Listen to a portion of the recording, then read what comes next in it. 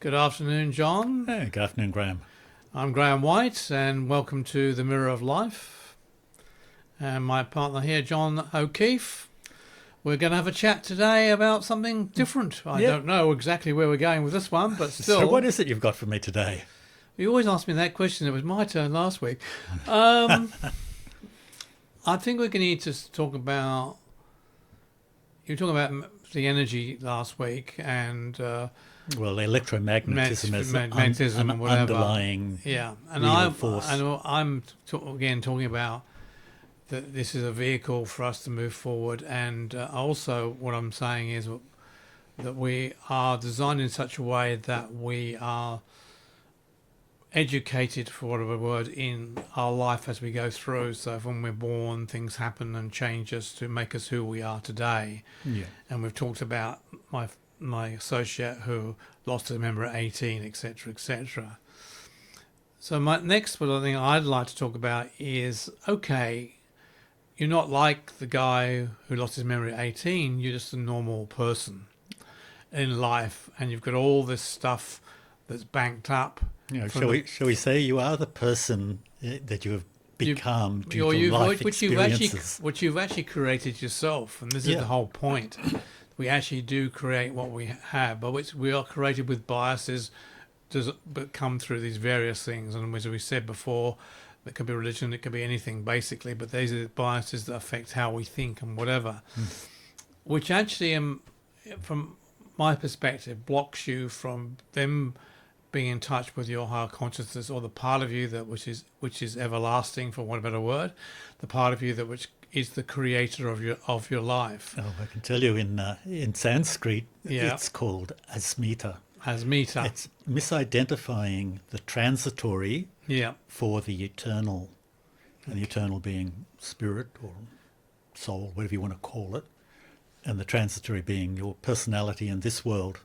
Okay, so what I want to try and get at is, okay, so you're in this locked-in mode of life, which you've been educated to believe that's what you're all about. Yep, you become invested in your social whatever, social life, and socially where or you're even brought employment up. or whatever it Yeah, is. whether it be in this country or another country, doesn't matter. Yeah, kind of I am an engineer type of thing, or I am a... Yeah, I am this, I am that, you know. So how does one get past that to be able, from a spiritual point of view, to become part of you, who you really are at a higher conscious level? That's where I'm going with this.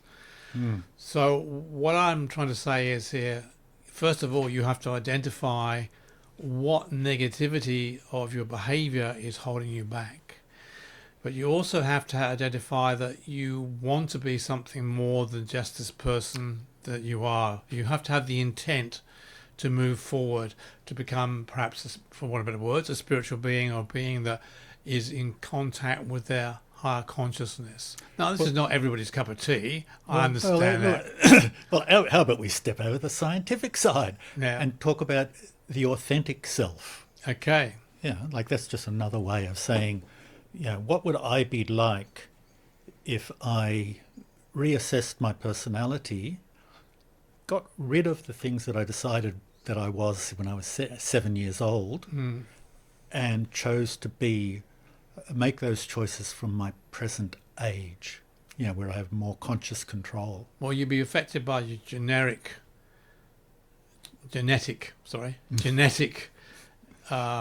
happenings and your physicality. Oh, well, there's a certain amount of that, but there's a lot of cultural influence. So once you don't necessarily change those, but you might, because they may not work for you. But you can change certainly your social behaviour in another way. Well, just pop back there a minute. Like when I said authentic self, like the position is to go. There is an authentic part of myself, or call it spirit, if you will, that desires expression in this world. And as this entity was developing, it became hidden behind the various masks that I would put on. I'm a good boy, or I'm a rebel, or whatever it is. I am this, that is not part of authentic self. And what I hear you saying is, how do we go about identifying this mask that we've put on, or this set of habits we have developed that do not sit in accordance with that authentic self? Is that? Yeah, that's more or less where I'm trying to go with this. Yeah, I think that's right. That's right. And so where you're sort of saying, how do I identify these habits or the mask? What, I've been like this for the last 20 years, and I'm not stuck in a rut. It is, what methodology do we employ to identify the transitory from the eternal? So, from your perspective, how would you think you go about that? I look at, where I actually started was whenever I feel a negative feeling, this is my higher self or deeper self informing me that I'm telling myself a lie, which is to say I have made a mistake and am living according to some plan that I created, when I was very young. And it's things like anxiety. If I feel anxiety, that's telling me that I have some kind of belief that something bad is going to happen. Now you see that's the form of anxiety, in words. Something bad is going to happen. I know it, and so I've put fear in the future. And in order to, get rid of that, I say, well, what exactly is it? What caused it in the first place? Well, no, that's another way to get there. But because I say the word belief, but it's not the belief. My experience has told me that you need to say, okay, I feel this way because this happened to me when I was 5, 6, 7, 8, or whatever it may be. Yeah. Classic old Freudian return to the primal scene. Yeah, but the point is, again, once you find what is the causal thing. For example, we talked about my school days. I think we've mentioned it, how I got left behind in a public in a boarding school and thought I'd been abandoned. Yes. So that abandonment feeling has stayed with me. So how do I move past that as an adult and say, okay, first of all, my opinion is you have to realise that was the time that this happened, which is what I've done. Okay, so I have a slightly different take on it. Yeah. Yeah, and the end result and methodology must be the same, but it's like, be here now. Now is the time when I can make the change. If I go back to, whatever the primal scene was, I can't make the change. I can only make the change now. So you talk about feelings of abandonment, for example. Mm-hmm. Yeah. So now I would, really look at that feeling and say, okay, what is this feeling telling me now? Yeah. And I don't know what it is for you, like nobody loves me, I haven't got any support or something of the sort. Or when is somebody going to leave me again? When is somebody I love going to leave me? Yeah. This is the sort of thing, So once you've identified that, you can actually act on it. Yeah, well, I take a more sort of Gestalt therapy type approach where I'll talk to it. Going, how do you know it's true? How do you know this is going to happen? What makes you think it's going to happen? And then I wait for the automatic response. I don't think about it. I don't create a response intellectually, but I wait, talk to the feeling. Wait for the emotional return. Yeah, and there'll be something comes back. It'll change, and there is one shot learning. God, I just kicked your. Anyway, there is one shot learning. However, it doesn't happen a lot, and you may have to repeat this over the course of weeks, to actually get in there and go, But until you get to the point where it's like, this feeling was something at one time that was designed to protect me. It is no longer necessary. I need to update it. Where I would be looking at it and say, okay, whereabouts in my body do I feel Yep. that negativity? Where does it come up for me in my physical body? What do I get a uncomfortable feeling anywhere in my body when this comes up? So Yep. this feeling of abandonment, or where does it come up in? Does it come up in my heart center? Does it come up in my gut? Where does it come up? Yep. And that's a great way of doing it. From my point of view, the real power of that is actually in feeling it. See, some people describe it. Oh, it's in my neck, and it's like this, and it's like so and so. And that's looking at it from the outside. But isn't it a combination of both the feeling and then the awareness of what it was that caused it? The Buddhist practice is to get into that feeling, Yeah. to allow it and observe it. And by becoming familiar with it, you can release it. Because because from the spiritual healing point of view, it's once you feel it, and then you can bring up the actual event and use that word, and the people who were involved with that event, in my case, it'd be my father and stepmother.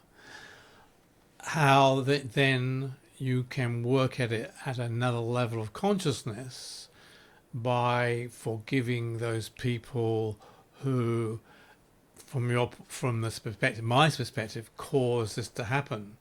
Yeah. But it's also about forgiving yourself. Yes. For allowing that feeling to take over your life. Yeah. So you have to forgive it on several levels. Oh, I absolutely agree. And my experience has told me once you do that, once you make that forgiveness go through, then that changes everything. Yeah. With the healer that I used to work with back in the day, she taught me an affirmation, for want of better words, right? So when we were working together and this a particular thing came up about somebody I was involved with in some way or other, which had caused negativity in my life, she used to have this affirmation, for want of better words, or what's the word I'm looking for? It may not be an affirmation, it's the right word, but this saying used to say, and I'll share it with you if you like. And what it was, you visualize the circumstance in your mind, and as the healer, she visualizes the circumstance in her mind as well. And you say together, I ask your forgiveness, I forgive you, I forgive myself, I pray for your prospering wherever you are, I bless you and release you to your highest good on all levels. Now, I've never forgotten that. Yeah. Well, it stayed me forever. Yep. Because it actually worked. Well, the important thing there, well, several important things. One is that forgiveness is a letting go. Yeah, and it's you're letting go of the what you felt was the wrong that was done to you by others. You're going, no, you were probably, doing what you thought was good and appropriate in the context of the time. You're forgiving yourself for making the choices, the behaviour that kept that feeling. In your case, we're talking the abandonment. So you go, well, I was 7 years old or 8 years old or whatever. It seemed to be correct then. And that is recognising that you did not have a fully developed consciousness or awareness, and saying, oh, I made a mistake. And everyone makes mistakes. That's okay. I do not have to keep living according to what I chose. And you also don't know what was driving the other people involved in that. What was behind it? It actually might have been a very positive thing from their point of view that was driving them that's what I mean, to do that. So it's not necessary. It's not cut and dry that they dislike you, hate you, or what it is. it's because of the circumstances of their life and your life at the time that was the causal behind their action. Yeah, well, the position I try to take is, you did what you did for what you considered good and sufficient reasons at that time. Like avoiding judgment. Just go, Because you can't get in their mind. yeah, you did it, and that's okay. I lived through it. And I'm here now. I'm still alive. That's what I mean, yeah. Yeah. So, yeah. And so I let go of trying to understand your conditions as, unless I really want to get into it and, But I think what happens with some people, they get caught, why did they do that? I go, no, that's not part of forgiveness. It's... and it's the other thing, they blame people blame is another one. That's for who they are, what they are. It's an attachment. Yeah. So, in simple terms, I think for the listener, and perhaps we can give them some advice or some processes they can use to help themselves with this. I think the first thing you have to say is you have to need to find a way to identify what is the causal of that emotion that is causing you this way of behaviour. Well, even step back before that. Okay, good. Really, like I said, starting with, I am. I am in some way an authentic person, a spirit, and if I was completely free and of all of this sort of thing, I am something better than I am now, or above or beyond, whatever, it doesn't matter. Yeah. But it's like there is a way to fully express myself openly and freely. Once I believe that it's possible, it's also having the intent. You think that's exactly what I mean. You have to have the intent to want to, from one of better words, improve who you are to become who you should be, rather than what you've been created to be. Rather, what you've created yourself to be. What I can be. It is possible to be better than I am. It is possible to, live free and relaxed, and then to look at stuff that gets in the way, whatever the first thing that comes up is. And I might tell the listeners it won't be one thing; it may be several.